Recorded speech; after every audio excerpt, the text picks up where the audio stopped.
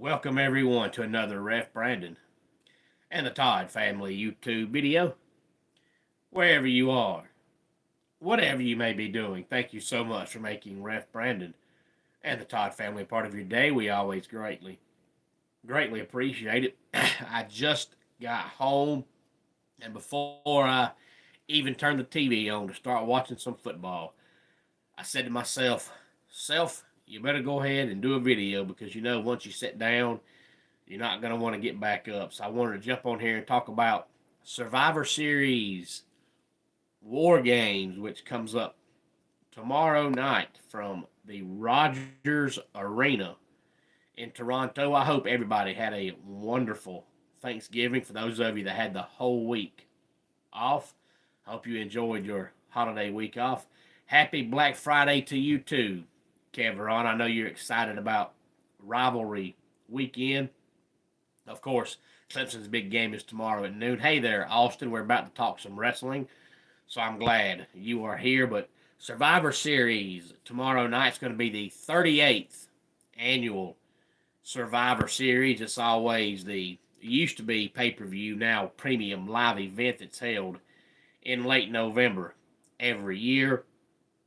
Now, of course, Survivor Series will probably always be known as the pay-per-view that introduced The Undertaker to the world back in 1990, 34 years ago.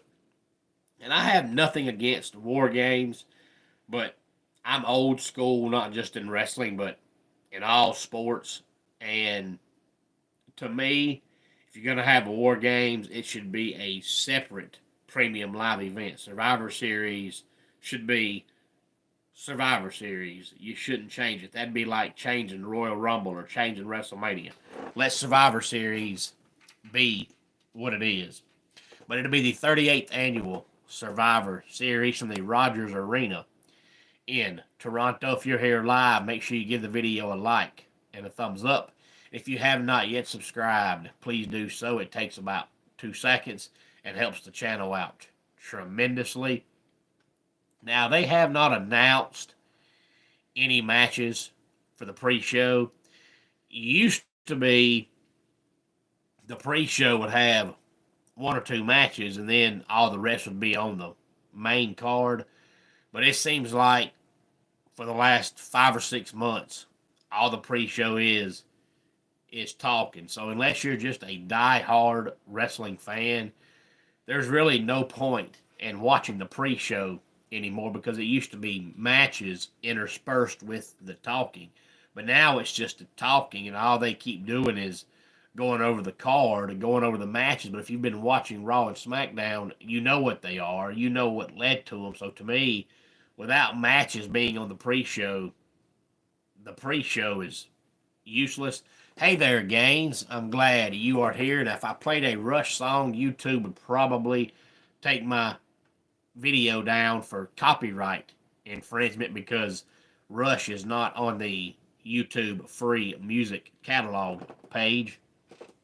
So I wish they would put at least one match on the pre-show, kickoff show, whatever they want to call it, or condense it down to 30 minutes. You don't need an hour or two of a pre-show for just talking.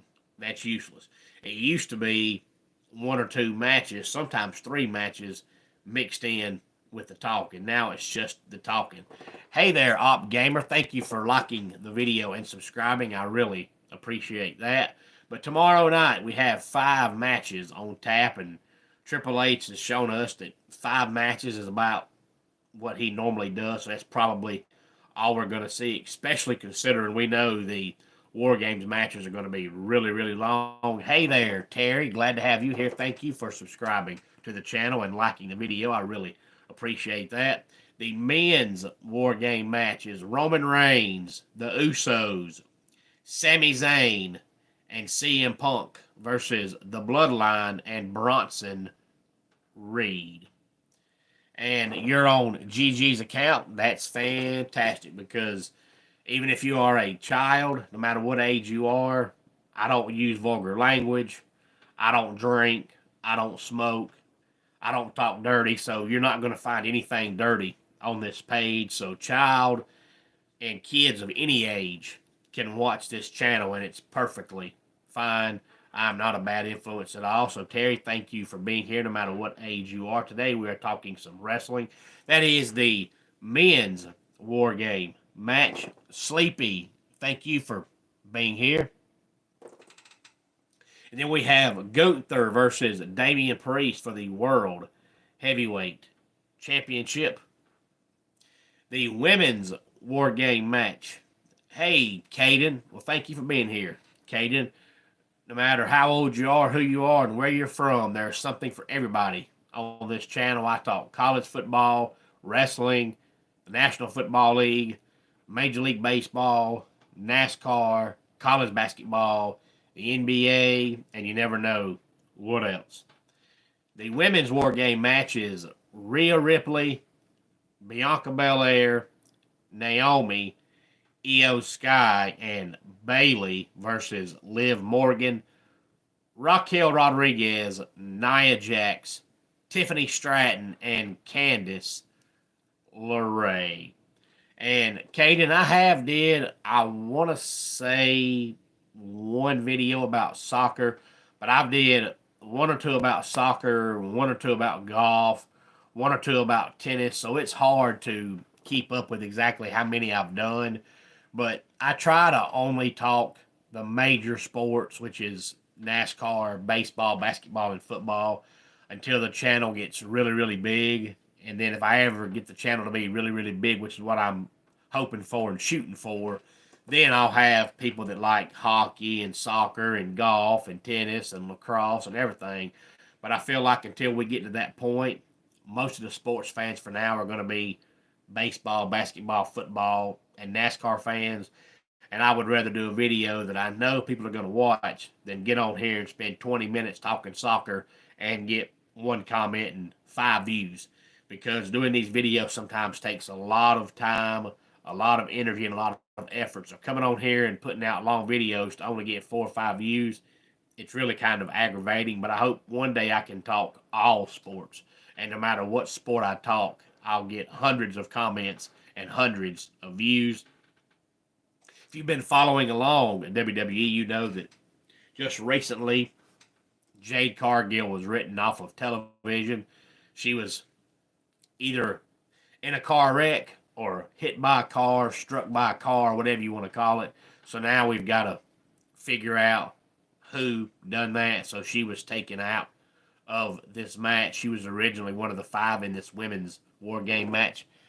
Hey there, El Rash. Glad to have you here. Hopefully you have subscribed to the channel, liked the video, gave the video a thumbs up, and hopefully when we're done, you'll share the video on all social media platforms. So if you have any ideas on who you think may have taken out Jade Cargill, I'd love to hear your ideas. We have Braun Breaker versus Sheamus versus Ludwig Kaiser in a triple threat match for the Intercontinental Championship. And then we have LA Knight versus Shinsuke Nakamura for the United States Championship. And I don't know if Shinsuke Nakamura is going to win the U.S. belt or not. It's only a mid-card title, so if he doesn't win it, it's not a big deal.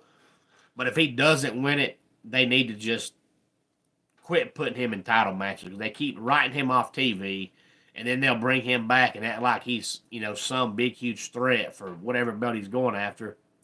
And then he goes out there and then just continues to get beat in every title match he's in.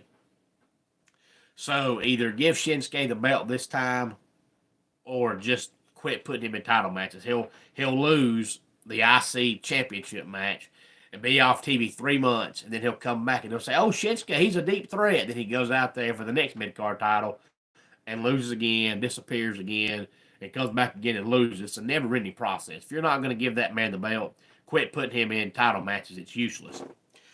Cricket, if I had to pick a favorite animal, I would say it would be a monkey. Ever since I was about 9 or 10 years old, I've always said that one day when I grow up and my kids become adults, I want to get a monkey. I don't know that I'd want one now because my kids are small, and they say monkeys are a lot to maintain, a lot to handle, a lot to care for. And I've already got 3 kids. I don't want to have a fourth by having a monkey. But they say monkeys are just as smart as humans. They just can't talk. So I've always pictured myself getting a football and going outside in the yard with a monkey and throwing a football. Or going outside with a monkey and playing basketball. Going outside with a monkey jumping on a trampoline. That just seems like that'd be cool. So hopefully one day when my kids grow up, I can get me a monkey. So again, that's all the matches coming up tomorrow night. Austin, you don't think he'll win the belt? I hope he does, just because Shinsuke is a phenomenal wrestler, and they've never done anything with him. And I feel bad for him because they write him off TV, and they bring him back, and then he loses, and then he goes away again, and they bring him back, and it's like, how is he supposed to be a threat for any belt when he never wins a match? I mean, it makes zero sense. So if he's not going to win this belt, then they need to just quit putting him in title matches and find something else to do with him because it's useless. So hopefully, for his sake, he'll win it. So any early predictions and early thoughts on Survivor Series coming up tomorrow night from the Rogers Arena in Toronto, I would love to hear them. But right now, let's go ahead and get our dad joke of the day in here. I've got some sad and ironic news. The stationery store has moved. And that does it for today's Ref Brandon and the Todd Family YouTube video. Until next time, it's Ref Brandon saying, just like in pro wrestling, life can be over by the count of 3. Tell your friends and family how much you love them. Bye.